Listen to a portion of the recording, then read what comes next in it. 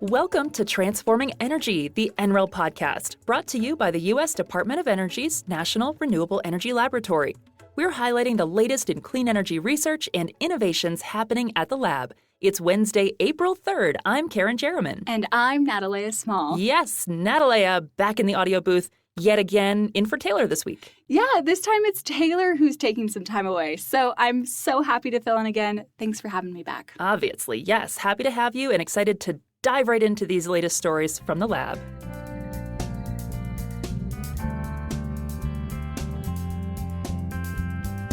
Okay, Natalia, you're from Colorado, right?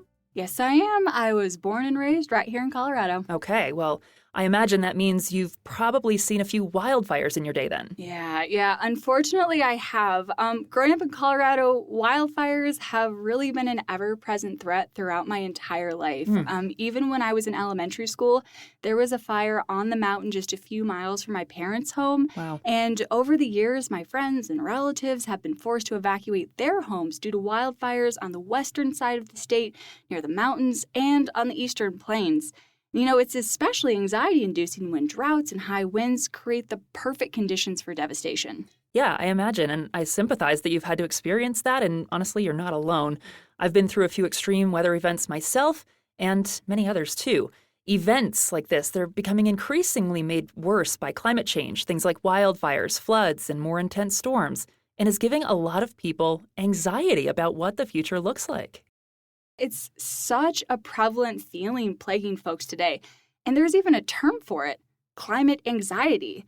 A study in The Lancet, a leading medical journal, found that more than half of young people today feel very or extremely worried about climate change. Yeah, I get it. It's hard not to, but in all of this, I think it's really important to emphasize the positive and highlight hope. That's a really big part of why I enjoy not only this podcast, because we're often highlighting the positive side of things, but really a lot of the work we're doing here at NREL too. It's a lot of optimism. Hope builds when we're able to focus on solutions, action, and a sense of agency. Absolutely. Yeah, and a new tool from NREL researchers is hoping to do just that. The Ready Island app was created to help students and young people visualize technological solutions like solar, wind, geothermal, and more. Yes, this is such a cool project. I've heard of this one. Ready Island is an educational virtual world powered entirely by renewable energy. READY, which is, you probably guessed, is an acronym, stands for Renewable Energy Discovery Island, is designed for students, educators, or really anyone curious about how we can build a more sustainable world powered by clean energy. Yeah, and another neat aspect is that students can explore technologies and careers through Ready Island, showing them jobs in the industry. Ready Island is a web application that allows you to explore through videos, 3D visualizations, and more to showcase renewable energy technologies in action. Very cool. And as you might expect, based on the island part of the name, the virtual Ready Island world currently gets most of its energy from water power, teaching how steady hydropower and up-and-coming marine energy can help build a 100% clean energy power system. Yeah, the Ready Island team shared a description of the tool that truly feels like it's from a movie trailer. But I think it does a great job explaining Ready Island. I mean, you kind of walked right into that one. It sounds like a movie trailer. I gotta hear it. Can you tell us and give it your best movie trailer voice? Okay, Karen, I will try my best. All right, here we go.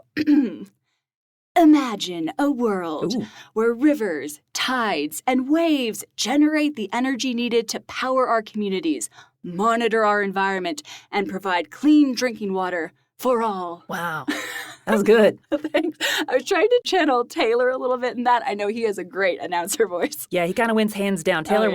we'll have you do that one when you're back. But all right, great job. And thanks. Yeah, it really is a good explanation of the tool. You don't have to imagine all those things because Ready Island immerses you in them. Exactly. It's so interactive. Users can see how river currents power a farm, how waves help generate clean drinking water, how bobbing buoys warn ships to avoid coral reefs, and how hydropower keeps a city's lights on. They can watch educational videos, spin a 3D replica to examine what a winch drum does. I mean, that's something that I want to look into. I would love to know. Oh, totally. Or take a dip underwater to discover if any featured technology is shorter than LeBron James. That's very specific. Very.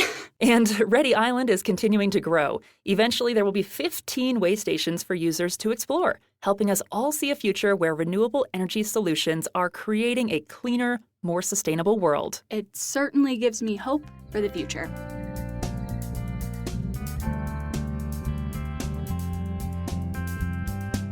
Speaking of the future, let's shift gears. Okay, let's. Out of the ocean and into the skies. When we think about electric vehicles, we often think about cars. But in the future, we may be looking at electric aircraft. Ooh. Specifically, electric aircraft with vertical takeoff and landing. It's like my dream. It Yeah. sounds so futuristic, but honestly, it may not be as far off as we may think.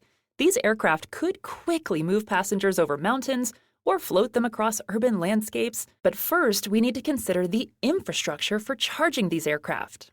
This is something NREL analyzed for the Federal Aviation Administration, known as the FAA, to help the agency plan around the potential growth.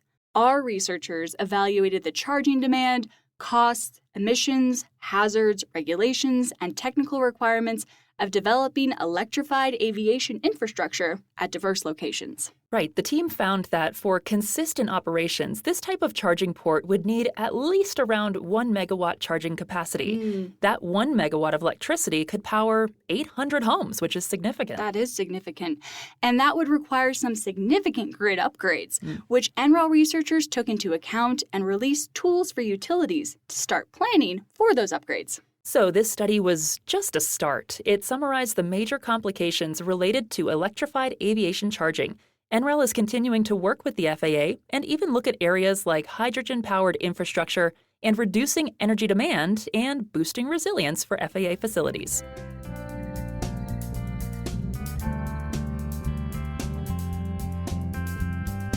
Okay, before we close out, we want to make sure you all, our listeners, know about two very cool things up and coming. One actually that already happened. We just released our second Lab Notes episode. Lab Notes are longer episodes that give you a deeper look into our work at NREL. Yeah, so listeners, the latest episode is so interesting. Super interesting. Because it focuses on our work in Alaska. So NREL's Alaska campus is located in Fairbanks. But this episode story brings listeners to a remote village to hear from some great researchers and locals about the importance of housing. Yeah, please check out this episode. It really is fantastic. And we want you to hear about our work in Alaska. It's really, really amazing. The other very cool thing that everyone is talking about, my mother especially, the total solar eclipse happening on Monday, April 8th, 2024. Woohoo! I know that I'm definitely excited, Karen.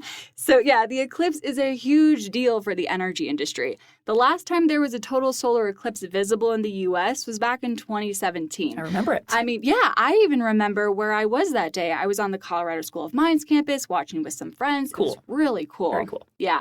So since then, we've added almost 4 times more solar energy to the grid.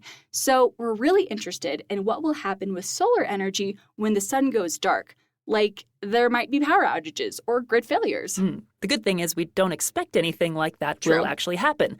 But megawatts of power will go offline during the celestial event. And to help keep grid operators informed and coordinated, NREL researchers will be studying the eclipse and its potential impacts to the power system in real time as it crosses the nation.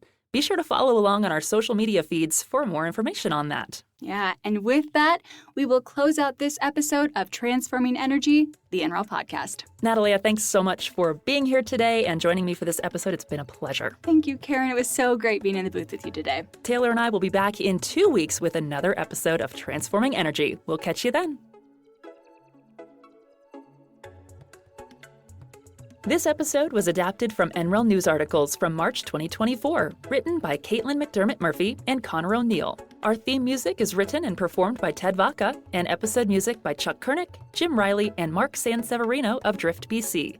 This podcast is produced by NREL's Communications Office and recorded at the National Renewable Energy Laboratory in Colorado. We express our gratitude and acknowledge that the land we are on is the traditional and ancestral homelands of the Arapaho, Cheyenne, and Ute peoples. We recognize and pay respect to the Indigenous peoples from our past, present, and future, and are grateful to those who have been and continue to be stewards of this land.